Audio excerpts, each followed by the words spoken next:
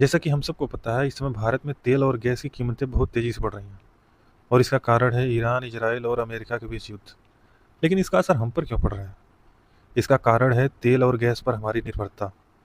भारत अपनी ज़रूरत का लगभग 85% तेल विदेशों से खरीदता है और इसमें से लगभग 80% तेल स्ट्रेट ऑफ हार्मोज के समुद्री रास्ते से आता है और ये समुद्री रास्ता ईरान से होकर गुजरता है। इसलिए ईरान अपने दुश्मन देशों पर आर्थिक रूप से दबाव बनाने के लिए इसे बंद कर दिया है। ये दुनिया का सबसे महत्वपूर्ण तेल मार्ग है। यह रास्ता बंद होने से दुनिया के कई देश प्रभावित हो रहे हैं। और दिक्कत की बात तो यह है कि केवल तेल और गैस ही महंगा नहीं होगा। इसके साथ साथ फल, सब्जी, राशन और कई ज़रूरी सामानें भी महंगी हो सकती हैं। लेकिन क्या हमारे मन में ये विचार आया कि ये युद्ध हो ही क्यों रहा है? मैं आध्यात्मिक कारण की बात कर रहा हूँ। युद्ध का कारण है मन में डर और लालच का होना।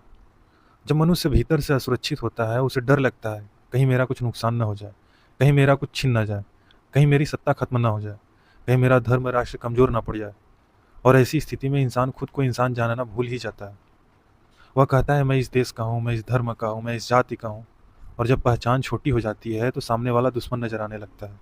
अगर हम खुद को ध्यान से देखें तो हम अपने जीवन में गुस्सा करते हैं, दूसरों से ईर्ष्या करते हैं, प्रतियोगिता में दूसरे को नीचे गिराना चाहते हैं। यही छोटी छोटी हिंसा जब सत्ता और हथियार के साथ जुड़ती है तो युद्ध का कारण बन जाती है। तो इसका समाधान क्या है?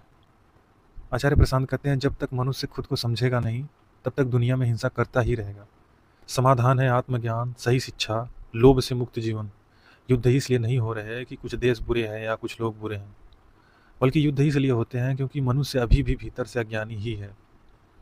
जब तक मनुष्य की चेतना नहीं बदलेगी, तब तक हथियार बदलेंगे पर युद्ध नहीं।